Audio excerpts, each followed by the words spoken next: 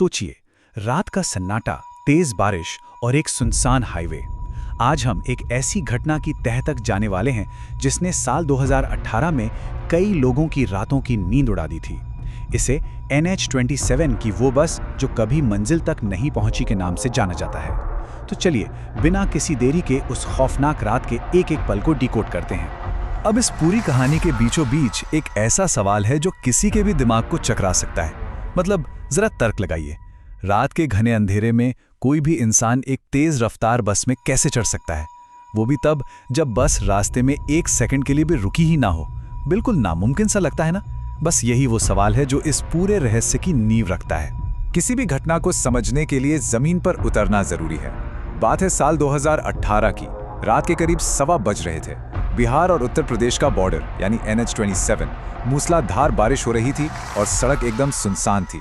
एक private bus Patna से कानपुर की तरफ पूरी रफ्तार से भाग रही थी।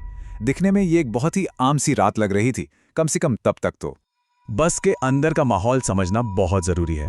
अंदर कुल 22 लोग मौजूद थे। जाहिर है रात का वक्त था तो ज्यादातर लोग गहरी नींद में थे या फिर अपने मोबाइल में लगे हुए थे। अब आप खुद सोचिए, इतनी सवारियों के बावजूद ड्राइवर की सीट पर बैठा रमेश उस घने अंधेरे और बारिश में खुद को कितना अकेला महसूस कर रहा होगा। ड्राइवर रमेश बार बार अपने रेयर व्यू मिरर में देख रहा था। तभी अचानक उसकी नजर पीछे की आखिरी सीट पर पड़ी। वहां एक अजीब सी झलक थी। एक महिला बैठी थी, सफेद साड़ी में। उसके बाल बारिश के पानी से पूरी तरह भीगे हुए थे और उसका चेहरा नीचे की तरफ झुका हुआ था। ये वो पहली दस्तक थी कि उस रात कुछ तो बहुत गलत था। उस औरत को देखकर रमेश थोड़ा हैरान हुआ। तभी बस के कंडक्टर ने एक बहुत ही लॉजिकल सवाल पूछा, भाई क्या तुमने उसका टिकट काटा? रमेश ने कहा कि उसे लगा कंडक्टर ने ही उसे कहीं से बैठाया होगा। और बस यहीं से पसीने छूटने शुरू हो जाते हैं, क्योंकि सच्चाई ये थी कि बस तो रास्ते में कहीं रुकी ही नहीं थी। तो फिर वो अनजान औरत अंदर आई कैसे? इस अजीब सी उलझन को सुलझाने के लिए दोनों ने तय किया कि पीछे जाकर खुद देखा जाए। लेकिन जब वो बस के पिछले हिस्से में पहुंचे तो उनके पैरों तले जमीन खिसक गई। वो सीट बिल्कुल खाली थी। उन्होंने पूरी बस में छानबीन की, लेकिन वो औरत कहीं नहीं मिली।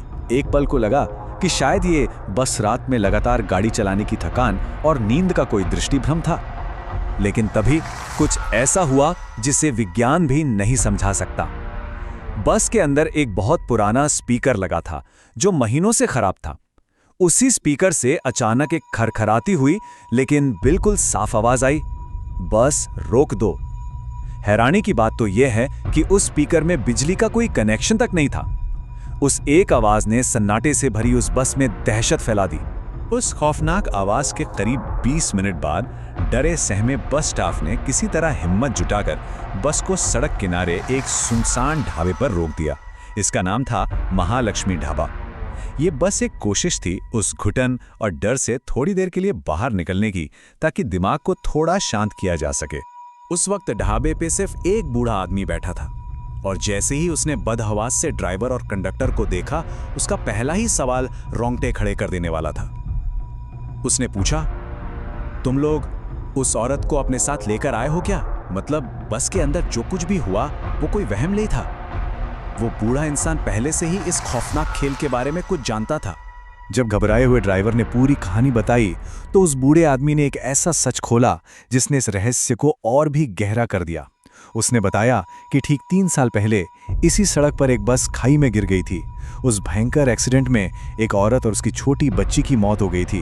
और सबसे डरावनी बात, उस औरत की लाश वहां कभी मिली ही नहीं। उस बूढ़े आदमी ने कांपती हुई आवाज में वहां की एक मान्यता के बारे में बताया। उसने कहा कि लोग मानते हैं कि वो औरत आज भी हर रात वहां से गुजरने वाली बसों में चढ़ती है। अब तक जो बात महज एक स्थानीय अर्बन लीजेंड लग रही थी, ड्राइवर और कंडक्टर के लिए वो एक जीती जागती भयानक हकीकत बन चुकी थी। ढाबे पे अभी ये बातें चली रही थीं कि अचानक एक रूह कंपा देने वाली चीख ने सन्नाटे को चीर दिया। ये चीख बाहर से नहीं बल्कि खड़ी हुई बस के अंदर से आई थी। किसी लड़की की चीख थी। जो डर अभी तक सिर्फ कहानियों में था, वो अब बस के अंदर एक साक्षात खतरे में बदल चुका था। सबके सब पागलों की तरह बस की तरफ भागे। बस के अंदर का नजारा किसी बुरे सपने से कम नहीं था। चीखने वाली लड़की ने कांपते हुए पीछे की सीट की तरफ इशारा किया। वो सफेद साड़ी वाली औरत वापस आ चुकी थी, लेकिन इस बार वो और भी ज्यादा भयानक लग रही थी। उसका चेहरा अब ऊपर की तरफ था, उसकी आंखें एकदम गहरी काली थीं और उसके चेहरे पर एक अजीब सी ठंडी मुस्कान थी। डर का ये माहौल तब अपनी हदें पार कर गया जब बस की सारी लाइटें एक झटके में बंद हो गई। घुप अंधेरा, सिर्फ पीछे की सीट के पास एक बहुत ही हल्की सी पीली रोशनी आ रही थी और उसी रहस्यमयी रोशनी के बीच वो औरत धीरे धीरे अपनी जगह से खड़ी होने लगी। सोचिए उस वक्त बस में फंसे लोगों की क्या हालत हो रही होगी। ड्राइवर रमेश ने तुरंत चाबी घुमाई, पूरी ताकत लगाई, लेकिन बस स्टार्ट नहीं हुई। तभी पीछे से एक और आवाज आई, लेकिन ये आवाज उस औरत की नहीं थी। ये एक छोटी सी ना दिखने वाली बच्ची की आवाज थी जो कह रही थी, मम्मी हमें घर जाना है। बस इसके बाद तो बस में हाहाकार मच गया। लोग दहशत में रोने लगे और भगवान को याद करने लगे। इसके बाद जो हुआ वो पलक झपकते ही हो गया। वो औरत धीरे धीरे कदमों से बस के गेट की तरफ आई। बिना किसी के छुए बस का दरवाजा अपने आप खुल गया और वो बाहर उस तेज बारिश में उतर गई। और जैसे ही उसने नीचे कदम रखा, चमत्कार की तरह बस का इंजन अपने आप स्टार्ट हो गया। ड्राइवर ने बिना एक पल गवाए, बिना पीछे देखे बस को वहां से पूरी स्पीड में भगा लिया। किसी तरह जान बचाकर वो बस आगे बढ़ती रही। अगली सुबह बस आखिरकार कानपुर पहुंच गई। सूरज की पहली किरण के साथ ही बस में बैठे हर इंसान ने राहत की एक बहुत लंबी सांस ली। सबको लगा कि चलो वो भयानक रात का सपना आखिरकार खत्म हुआ। लेकिन कहानी का एक आखिरी हैरान कर देने वाला पन्ना अभी पलटना बाकी था। जब सारे यात्री उतर गए और बस खाली हो गई तो बस का स्टाफ साफ सफाई करने अंदर गया। बिल्कुल उसी आखिरी सीट पर जहां वो रहस्यमयी औरत बैठी थी, उन्हें एक चीज मिली।